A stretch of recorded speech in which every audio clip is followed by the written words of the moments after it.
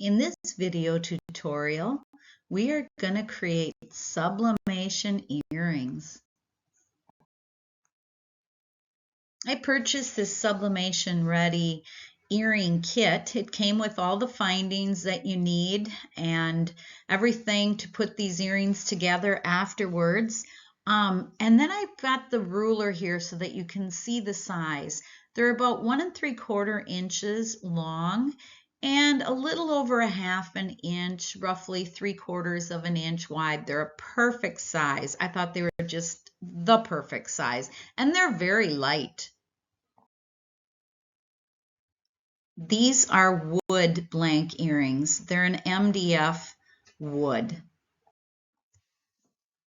Besides an earring kit, you're also going to need some sublimation paper, some heat-resistant tape, a sublimation printer with sublimation ink, and a heat source.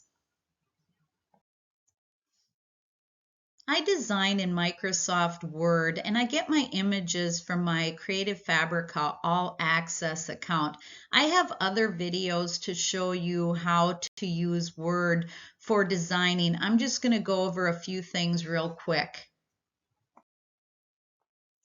One of the first things to know when using Microsoft Word for designing is that you need to be able to move your images where you want them. So after you insert them, you're going to want to go to Layout Options and you're going to do with text wrapping, you're going to choose the Wrap Through feature. And this is going to give you what you need to be able to move your images around on the page. Like I said, I have a bunch of video tutorials on using Microsoft Word for sublimation, but just a couple more things here. If you highlight your image and you go to picture format, you're going to be able to go over to the right there and you can see that it shows you the size of the image. So when I was putting these in, I wanted to make sure that they were bigger than my earring blanks. I don't like to have things real tight where you're going to take a chance of seeing some white behind it. So these are all bigger than my sublimation blanks. So now after you have your design ready to go, you're going to want to make sure that you are printing 2 sets. You want 2 prints because you want the front of your earrings and you want the back of your earrings. Next, you're going to go into your printer properties. You're going to want to make sure that your paper type is set to Premium Presentation Paper Matte and that your quality is set to high. Then under More Options, you're going to want to choose Emphasize More and Emphasize Thin Lines, then hit OK. And then on the bottom there, you're going to want to uncheck High Speed and you're going to want to check Mirror Images. You always want to mirror your images for sublimation. Now that we have our prints, it's time to get those blanks ready. So you're going to want to remove all the plastic protective pieces that are on both sides of these blanks, and then you're going to want to clean your surface. I typically use either a coffee filter or a lint roller to clean my blanks. So now I'm putting the blanks on the prints and I'm taping them in place, and I'm using heat-resistant tape. And as you can see, my blanks are smaller than my images. I did that intentionally because I don't want any white to be showing.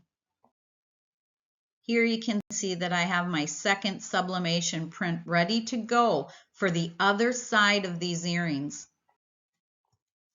So I want my press to warm up, so I've got it set for 385 degrees Fahrenheit, and we're going to be pressing each side of these earrings for 60 seconds. So 385 degrees for 60 seconds on each side.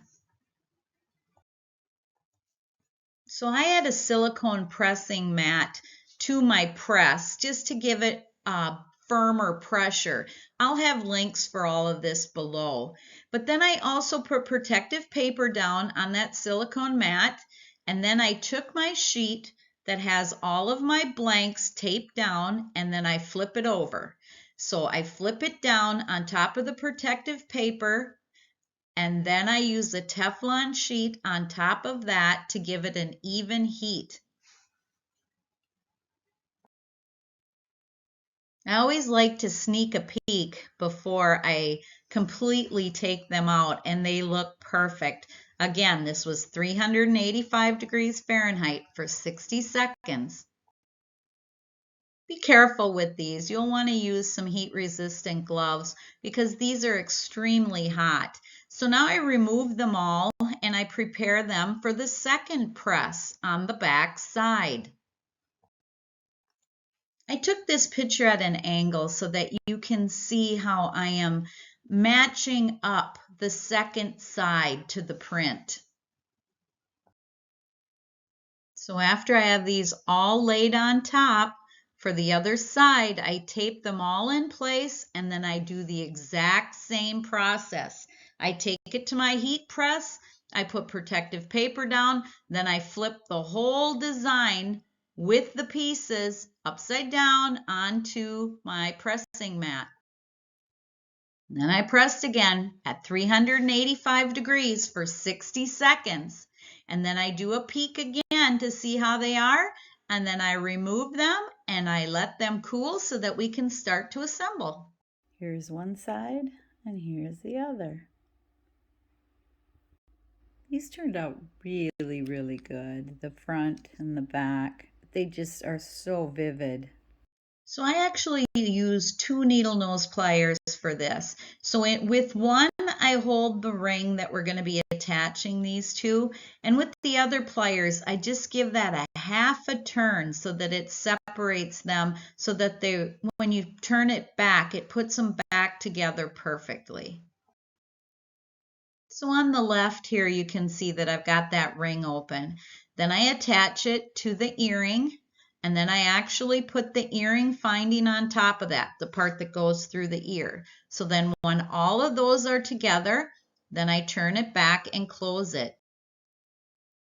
Like I said earlier, this kit came with everything that we needed. It came with all the findings, it came with the blanks, it came with these cardboard displays, and then it also had cellophane bags for them as well. So it's a really good kit. I'll have the link below for that. Ooh, so pretty. They turned out so well.